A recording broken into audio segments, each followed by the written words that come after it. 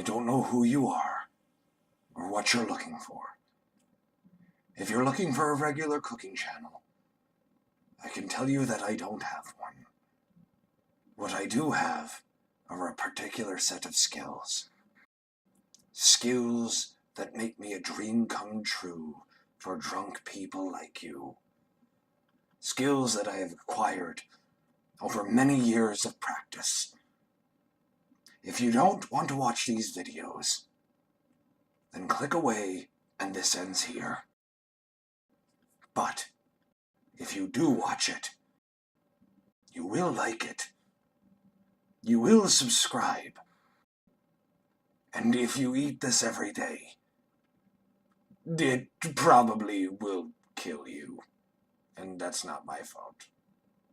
I didn't tell you to eat it every day. Alright guys, you know what we're making. So first of all, you're going to need a tablespoon of paprika, cayenne pepper, onion powder, garlic powder, and then 1 teaspoon of ground mustard, black peppercorns, sea salt, white pepper, and rosemary leaves. That's going to make our little base for seasoning. You're going to mix all of that together, and then you're going to take it, you're going to cram that, about a 40% to half of it on the inside of your bird's cavity, just so you get all that seasoning in there. Once you get about that, 1 full stick of butter, 1/4 cup of fresh parsley. We're going to mix that together and make our little parsley butter. Very important for our recipe. It's going to make it taste delicious. Now we're going to separate the skin from the breast meat. You're going to take your fingers, just shove them underneath there, and just loosen that skin off of the bird. Make sure that you don't have your nails sticking up or you're going to rip through the skin and ruin it. Next, we're going to take our parsley butter. That's going underneath the skin. We're going to spread that out. That's going to help keep this bird very, very moist, prevent it from drying out, and give it a ton of flavor on the inside of that bird. You do this one time, you will never ever make any chicken or turkey without the butter on the inside again. I guarantee it. Next, we're going to season the rest of the outside of our bird with the rest of our seasoning. Make sure you coat that thing as well as you possibly can. It's going to add so much flavor, and it's going to be delicious.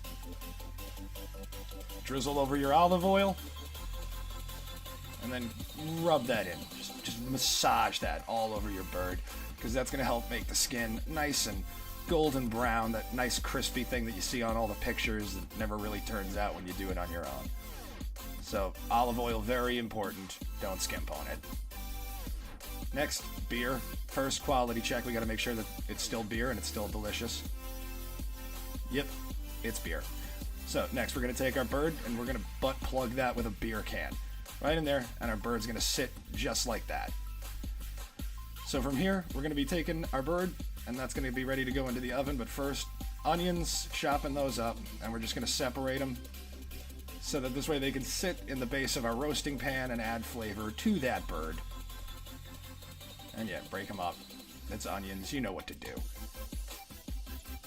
Chicken onto our roasting pan, sitting over our onions. 450 degrees, we're going to go in for about 15 minutes to start with. So bird into the oven for 15 minutes. After 15 minutes, we're looking like that. Next, we're going to drop it down to 350 for another 15 minutes, and then we're going to start our baste mode. Roasted red potatoes. Cut them in half, then cut those halves into quarters into the pot of water. We're going to parboil these, just so that our potatoes are completely cooked for when we roast them later on. Chill potatoes. Chill. So we'll season your water with your salt. That's what you're doing right there. And that can just hang out. You look beautiful, potatoes. You do you. All right. First round of basting. Now, as you can see, our chicken, because we don't have like the thinnest rack in the world on this thing, chicken started falling over. So what we ended up doing is we took wooden skewers and we skewered it through the back of the side of the chicken and just used it as a tripod to help keep the chicken up. But if you have like a smaller rack pan that you're resting this thing on, you won't run into that problem. But yep, made a little tripod to help keep him standing so he doesn't fall over. He was drunk off the beer, what do you expect? And we just get our little bit of first round of basting going on. And then he's going back into the oven. And we're going to baste every 30 minutes from this point on. Just to make sure that we keep all that flavor all over our bird. Go. Oven. Another 30 minutes. Beautiful. In 30 minutes, baste mode, round 2. Yeah, that's right. We're gonna baste this thing again. No, I said baste mode, not base. You haven't seen anything yet, vermin. Beast mode! Alright, close enough. Beast mode, baste mode, whatever. Baste mode, get that thing covered in all that juicy liquid. As you can see, there's not a ton of liquid in the bottom of the pan. I screwed up because I had been drinking. And I did not add any chicken stock to the bottom of the pan, so you'll see that later on when we screw up the gravy. Now let's watch some potatoes roast.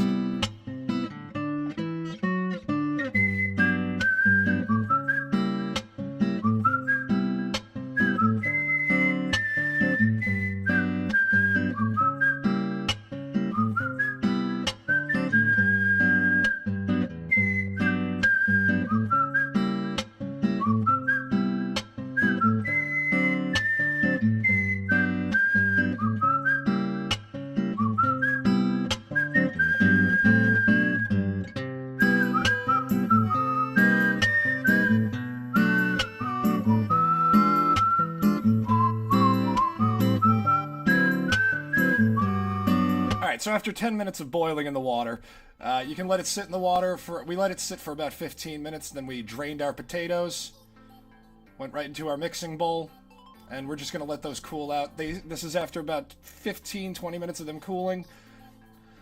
Okay, we're going to add our seasoning here. We're going to add our pepper. We're going to add our salt. We're going to add a little bit of olive oil, and I almost forgot it, but we're also going to add some cayenne pepper so that it brings out some nice spice in there. And then from this point forward, after you've given them a nice good toss, and you let them just sit there until you're done with your chicken, we should be ready for baste mode again. So, yeah, lead us in for our beautiful basting intro.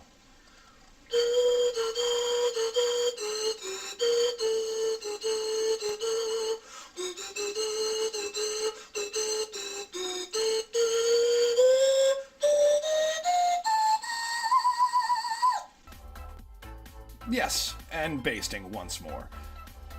Now you can see, like, it looks beautiful inside the baster. We got a little onion stuck inside the baster on that point, so I had to get that out of there. But the color of the liquid that's coming out is just absolutely gorgeous, and all that's just filled with all that flavor, just soaking all over our bird. Beautiful. We got about another half hour.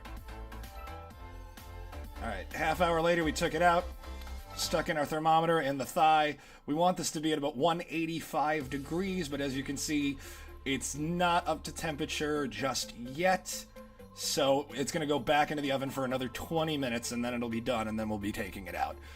You want to make sure that your internal temperature is at 185, because otherwise you might not have killed all the salmonella in the bird. So if you don't have an internal thermometer, you should get one. All right, 20 minutes later. We're there as far as temperature goes. I checked it when it was in the oven, but we didn't record it because I was in the kitchen by myself. Give it one last basting. Just look at the color on that bird. Oh, I'm having flashbacks from when I ate it. Chicken's coming out, and we're going to abort the beer can out the butt. Be very careful. It's smoking hot. And we're going to let that rest for about a half an hour on the board, so that it can reabsorb the juices. Now, here comes all of the failure. Because I didn't add chicken stock or water to the base pan, there is not enough liquid to make gravy. At this point, I was about quite a few beers deep, and I didn't realize this, because this is only the second time I've made gravy, but if you were doing this, you would want to strain out all of the extra things that you added to it, because you just want the liquid. Where that should be like half a cup's worth and not like a quarter of a cup's worth. But regardless, I go on and we continue to watch the fail, because sometimes you screw up in the kitchen, and it's only important if you learn from your mistakes. So mistake number 1 was not adding chicken stock or water to the roasting pan. Now we're getting our pan nice and warmed up. This is for our gravy. We're going to be sticking our butter in just a second. We're going to let that melt down. Once it melts down, we're going to be adding our flour because we're going to be turning this into a roux. And it's a 1/4 cup of flour for 1 tablespoon of butter. We go around, we got our roux. Next step is we add our liquid, all of our drippings and everything like that. Now at this point, I still could have saved it if I had added chicken stock. But I didn't. And therefore, I completely and totally ruin it. And it's very sad. And that just looks horrific. It didn't smell good either at this point either. It was just very, very bad. I was like, maybe if I add some heavy cream, I can help it, because at that point I didn't know where the chicken stock was because I didn't take it out because I'd totally forgotten about it. And we just decide, you know what, screw it, we don't need the gravy, the chicken's going to be moist enough anyway, throw it in the trash. Get out! Get out! Alright, calm down, Gordon Ramsay, I can't get out yet, we gotta finish our potatoes. Alright, so in our cast iron pan, we're gonna add the olive oil, we're gonna let the pan get smoking hot with the oil, you can see a little bit of that steam coming off, a little bit of that smoke. In our potatoes go, we're gonna go face down on these potatoes. At first, I was having a little bit trouble turning, because there was a lot of potatoes in the pan, and once again, I was drinking. So, at this point, we're gonna take some butter. We're going to throw that butter in there because that's going to help add even more flavor to the potatoes. And we're going to let that go for about 8 minutes. 8 minutes, and then we turned them. It was about 8 minutes. You can usually tell because, for the most part, it all depends upon your oven, what you're using, like what kind of pan you're using. I always recommend cast iron because it gets a nice even heat throughout the entire pan. But if you don't have a cast iron, just make sure you keep an eye on them. Don't walk away. Don't wander off. But usually about 8 minutes, because we want to get the outside nice and crispy. And then we're going to toss them. And you'll see that in just 1 second. Yeah, that's what they look like after about 8 minutes roasting in the pan like that. So we're going to turn all of them over so that we get the other side of them. That's going to go for about 8 minutes, and then these are done, and these are ready to be put on a plate or in a bowl or however you're serving them. Whether you're plating for other people or you're just letting people grab what they want as much as they want, because that's typically what we do. Alright, potatoes are done at this point. Nice crispiness on those. Boom, into our little bowl where everybody can grab whatever potatoes they want. They got a nice crispness, they got a nice crunch to them. Super soft on the inside, absolutely wonderful, absolutely amazing. And now our final step, carving our bird. Go for the drumstick first. And this side of the chicken, because it was leaning most of the time, super tender, all of the meat, just like the thigh fell apart. This side, it all comes off in one clump. Boom, you got your thigh, you got your drum right there. Wing, that just pulled right off. Then we got our wing and our drumette on the other side. The drum's still stuck on that side, but this one came off fairly even. We had the wing and the drumette, you can see them both still attached right there. So the other side turned out better as far as that. The other side was just way too juicy. We're going right off of the spinal bone, where the wishbone is, and we're just bringing that right down to get the entire breast meat off, all in one shot. And then I like to take it and make sure that you slice along, like against the grain of the skin, so that everybody, when they grab a piece of breast meat, they get a little bit of that nice, crispy, delicious skin with it. You can go long ways too if you want. It's entirely up to you how you want to cut it. But it's so juicy. It's so flavorful. Throw that on your plate after you get them all carved up real nice. And then everybody can enjoy it and eat it.